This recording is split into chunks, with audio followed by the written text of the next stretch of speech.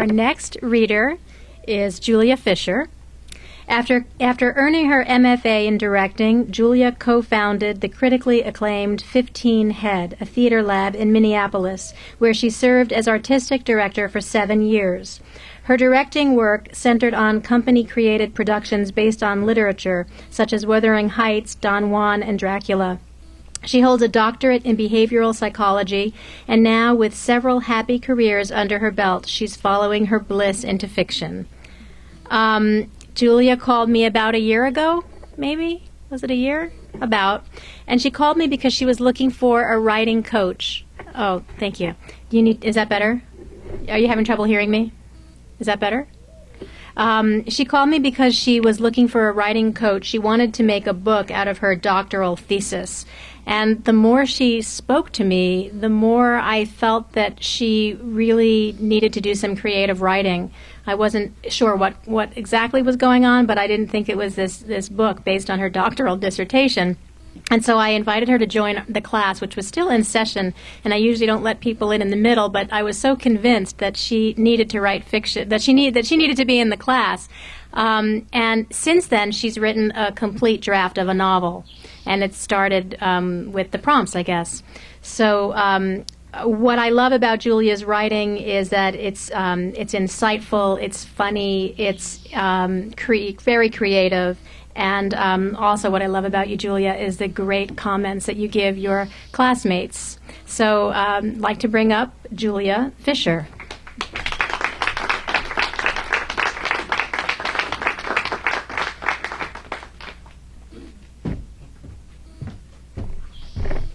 Thank you, Bella. And thank you for being my teacher. This is an excerpt from the novel that has come out of Bella's class. Okay.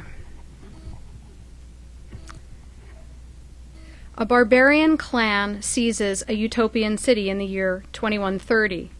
The clan's men begin disappearing.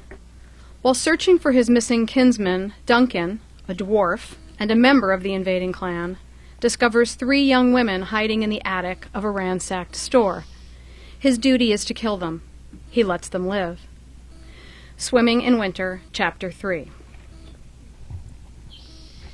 I kept up the hunt all day, sticking for a goodly time to the street where I'd found the 3 girls, in case any man had not heard my shout of all clear and decided to search the store. I admit I thought about those girls. The big one I daydreamed about, remembering her standing across the floorboards, staring at me with eyes dark as the ends of gun barrels. I saw her everywhere, up each alley, reflected in the windows I passed, the few not yet broken, and on the ocean breeze I heard her whisper in my ear, "Duncan, Duncan." I still don't know why I saved them. It was treason, plain and simple. If discovered, I'd get flogged to death at best, flayed alive at worst. You are probably asking, what made them worth it? Did their sweet looks bring out pity in you? Did you hope to see them again, reserving the right of possession for later? Or did you want to rescue and preserve, for once in your life, something of beauty? Maybe the answer is I was curious to see how the story would play out, wanting to hold on to the mystery gracing the aimless monotony of my life, stir up some excitement. The full day of yearning after the girl had me worked up, restless, ready to knock down the next man who looked at me funny. I figured I should visit the pleasure hall for relief, but my feet took me a different direction. I found a deserted house, with a front door that locked, a looted place down by the sea road. I went upstairs to a pale green room with a blue ceiling painted with white clouds, where I relieved my need in quick order. As I pulled up my trousers, I spied something in the corner. I picked it up. A cloth dog, its 2 hind legs gone, stuffing exposed. I tossed it back and left the grim, empty place, went out to the street, ashamed and still wanting. I walked along, as is my way, my bludgeon balanced on my left shoulder, right hand in my trouser pocket, to stroke the carved fish I keep there. I carved it myself. I carve animals out of wood, you see, a habit I picked up as a young boy. I carve in secret, mostly at night in whatever quarters I stumble on. I live alone. No father will betroth a daughter to me, afraid I'll yield stunted, misshapen offspring. My parents asked God on a regular basis why they'd been saddled with the likes of me. My father thought I'd turn out soft, Not sure how my deformity would make that happen, but that's what he was afraid of, and I learned not to cry under the lash. Although the sting brings tears and the taste of rusted iron no matter what, it's not crying, just what a body does. The day my father found my carvings, he went into a silent rage, his lips pressed together tight as a clamshell. We'd just taken over a large town, set our family up in a white house with flowers growing in boxes at the windows, and he caught me playing with my animals in one of the boxes like it was their forest. He called me his little girl, told me I was a mortification to him. He dragged me by my arm down the street to another house, an empty one, and he locked me in the root cellar by sliding a 2x4 across the 2 metal hasps on the outside of the sloping door. He left me there for 4 days in that dark place. My mother'd bring me food when she could, when he was out of the way, I guess, and her coming down was the only light I saw, the only sign that I hadn't been forgotten, that I might one day be let out. I was 8 years old and didn't know the town yet, had no idea where I was, no bearings to speak of. That was the worst part, dark so black and time so without shape that my mind played wicked tricks, so I'd lose which way was up and which down, and felt I floated in a space with no edge or end. I believed they'd come to get me, mostly, but when the shadow thoughts came, like that this might be all the more I'd ever know of my life, the dark opened like an envelope of dread, and I slipped right in. My hands shook for a full year after. I still carved my animals, but, excepting my fish, I never kept them. I hid them in different places, underneath a big rock on the side of the road, behind the metal pipe under an old sink, the top shelf of a closet. I left them scattered among the houses and yards and green places of any city or town we called home. That's what I did at first, but after a few years, I put them on the little strip of wood over the front doors of houses. You'll laugh at me, but I don't care, not now. I imagined them coming to life at night, guarding the people inside, snacking on green grass, all wet and refreshing like it gets at night, or pecking at seeds and worms, or even strolling along dark streets to meet up with other carved creatures. They would nod at each other, recognizing they were alike, then return home before the dawn, where they'd refreeze the way I'd carved them as the sun rose on another day of waiting. My game helped my carving get better, because the more lifelike I made them, the easier it was for me to imagine them walking the earth at night. One breezy morning, soon after we'd taken the city, months before I found the girls, I walked along streets looking at things, learning the layout. The day had broken clear and sparkly after a pre-dawn rain. It felt good to breathe, the air so fresh, like biting a green apple.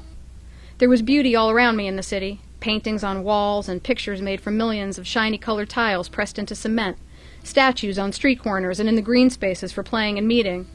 Inside the houses we found tables of polished wood and pottery of many colors and glazes.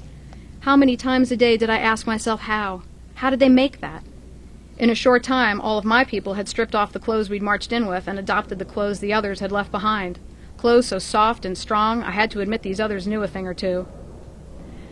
Much of what I admired I saw destroyed or put to base use. I didn't think too much about it. If I felt something, I pushed it aside. I came upon a green area where little cement tables and benches surrounded some kind of court, with painted lines and symbols on the ground. The tops of the tables and benches were inlaid with tiles, and when I looked at the small pieces close-like, I saw that some had tiny pink buds, some green leaves, purple berries, and other flowers I never learned the names of, and I recognized what they were. I'd seen dishes like them in other places we'd been. The tiles were shards of broken china. The day I found the tables with the dish tiles, I'd been on my way to the big round building next to the pleasure hall. I was to meet with the general. He'd ordered it, and I was dallying, not really wanting to meet him. I thought the general would make me lead a battalion on a raid, and leaving was not what I wanted just yet. I liked it here. I couldn't get the little flower tiles out of my mind the whole time I walked to the meeting, which I'm happy to say was canceled. The general called away on important business. I guessed it was business at the pleasure hall. None of us soldiers had much to do once we had hold of a city. Our work was on the march and in the taking. Besides, people with power can do what they want. 11 years of service taught me that much. I'd been in the Army since I was 12 and 2 months old, the day I took my last beating from my father, the day I stopped hating and started feeling sorry for that hulk of a man wailing away on the likes of me while my mother lifted her skirts to kneel on broken glass and pray in her twangy wail for the Lord to help her accept me in her life as His will. That day I decided whatever His will might be, mine was to get away from those two, so I joined up. I had to prove beyond any reasonable test that I could fight better than the rest of my battalion, like the time my commander took me out in a rowboat, my hands tied behind my back. He brought the general's most prized slave along who, with a cast-iron soup pot tied around his ankle, found himself thrown overboard. The commander ordered me to save him or face the general. I got the man out. My father had done me the favor of thinking up punishments for me that went beyond what most others could imagine, so the rigors of the Army rolled off me, and I worked my way up to officer. The meeting canceled and the day so fine, I left the round building and walked away from the center of town, west, to the bluffs, where I liked to sit and watch the sunlight bounce around on the water. It seemed to me that the jumping patterns of light were a kind of writing, the letters of a language I couldn't understand. I wanted to read it and learn about the people who were here before us. I'd seen my share of towns and cities, leaving one when the food ran out, marching on to the next. But this city wasn't like the rest. Most cities we fought our way into, hacking through the inhabitants. But this one had been abandoned before we arrived. There was no one to ask the questions this place left in me, like how they made their pretty things, or how they knew to sail the boats in the harbor and use the hooks and lines and paddles stored within the fine vessels. I was full of questions, that's true, but never did I ask myself if one day I'd stumble on 3 of them. The instant I saw the girls, something inside me told me they were natives, left behind by their people, no doubt, surviving, somehow, in secret from us, undiscovered until that day I found them in the attic. I was wrong about some of that, but right about some too. One thing about living alone like me is there's a lot of time to think about things. Sometimes that's a burden. Sometimes it gives you an advantage. Sometimes it just is what it is, like the life you're born into and find yourself, through no fault of your own, having to endure. Thank you so much.